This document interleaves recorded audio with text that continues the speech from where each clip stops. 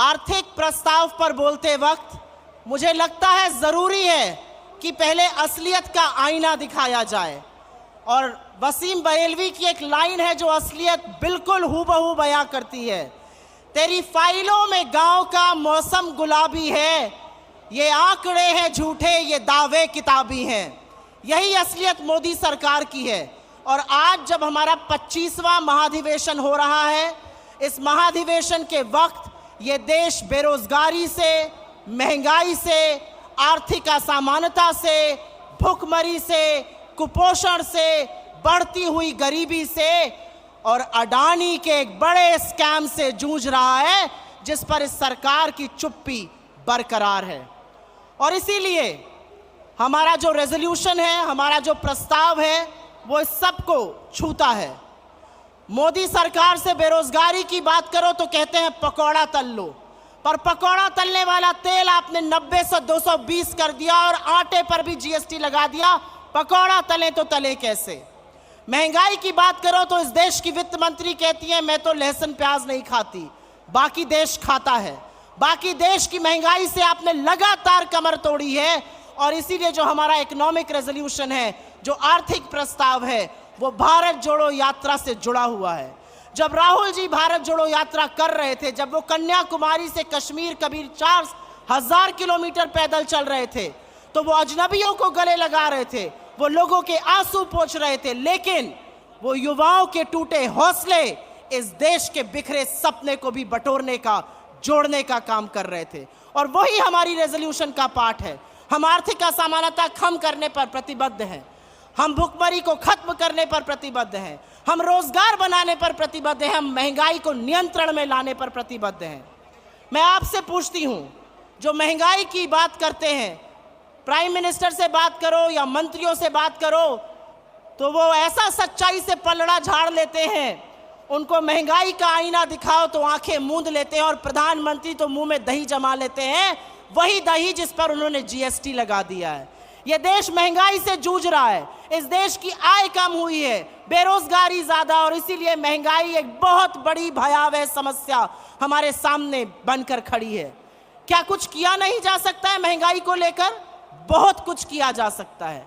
क्या महंगाई खत्म नहीं हो सकती है? क्या पेट्रोल डीजल का दाम नियंत्रण में नहीं आ सकता? आ सकता है। लेकिन यह सरकार मुनाफाखोरी करना चाहती है, ये पैसा बनाना चाहती है, आपकी जेब पर डाका डालना चाहती है, इसलिए महंगाई को खत्म करने का नाम नहीं ले रही। मैं आर्थिक असमानता पर बात करूंगी। 1% देश के पास 40% संसाधन है। 1% देश के पास अगर 40% संसाधन है, तो अडानी जी के महास्कैम के बारे में कौन बात करेगा? एक व्यक्ति जिसको आपने 609 नंबर से दूसरे नंबर पर लाकर विश्व के सबसे अमीर लोगों की सूची में बिठा दिया, आज वो आक्षेपों के घेरे पर हैं।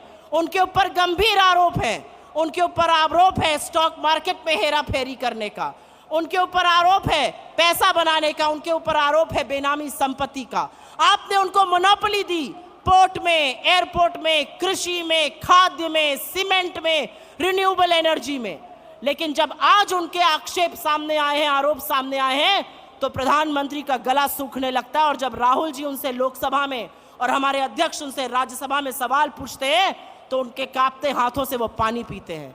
लेकिन एक भी संस्थान उनके खिलाफ एक्ट नहीं करता है। कहां है सेबी, कहां है आरबीआई, कहां है डायरेक्टरेट ऑफ रेवेन्यू इंटेलिजेंस, कहां है ईडी, कहां है इनकम टैक्स, कहां है एसएफआईओ, कहां है एमसीए? एक शब्द नहीं बोला जाता है अडानी के खिलाफ। दुनिया भर के संस्थान, दुनिया भर के मार्केट्स, दुनिया भर के बैंक उनके खिलाफ एक्शन ले रहे हैं, लेकिन हमारे देश में उनके खिलाफ एक्शन नहीं लिया जाएगा। और मैं उत्तर प्रदेश से आती हूं, और वहां पर एक लाइन है, जब सैया भय कोतवाल तो डर काहे का, और यही असलियत है। एक व्यक्ति एक्शन लेने को तैयार नहीं है। डाउ जोन्स और एसएनपी एक्शन ले रहा है, स्टैंडर्ड चार्टर्ड एक्शन ले रहा है, क्रेडिट स्विस एक्शन ले रहा है, सिटी बैंक एक्शन ले रहा है, यूके का रेगुलेटर एक्शन ले रहा है, लेकिन हम एक्शन लेने को तैयार नहीं है। और इसका खामियाजा ये देश भुगत रहा है। जब आप एक कारोबारी को लेकर दुनिया भर में घूमते हैं और उनका व्यवसाय बढ़ाने की कोशिश करते हैं, तो आप बेरोजगारी पर, महंगाई पर, बढ़ती गरीबी पर, आर्थिक असमानता पर बोलने का ना हौसला रखते हैं, ना बोलने की नैतिकता रखते हैं।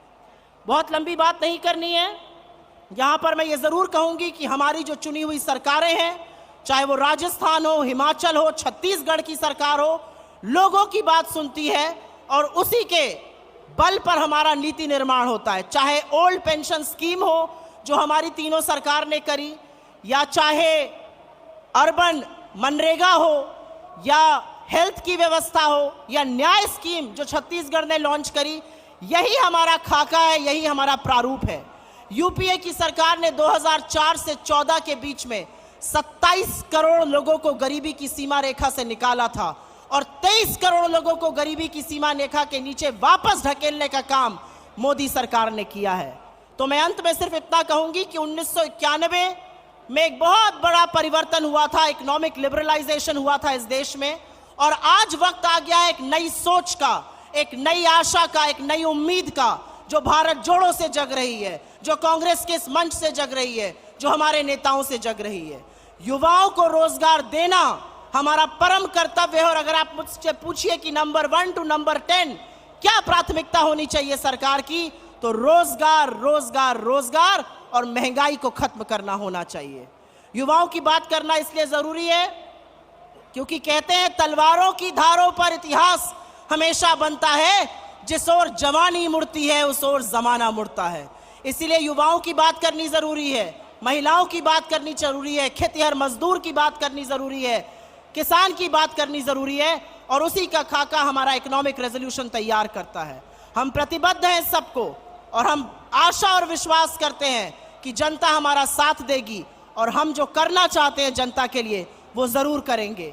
इन सब बातों को ध्यान में रखते हुए मैं आपसे हाथ जोड़ के विनम्रता से निवेदन करती हूं कि कमलनाथ जी की अध्यक्षता में जो आर्थिक प्रस्ताव यहां पे रखा गया उसका हाथ उठाकर अनुमोदन करने का कष्ट करें।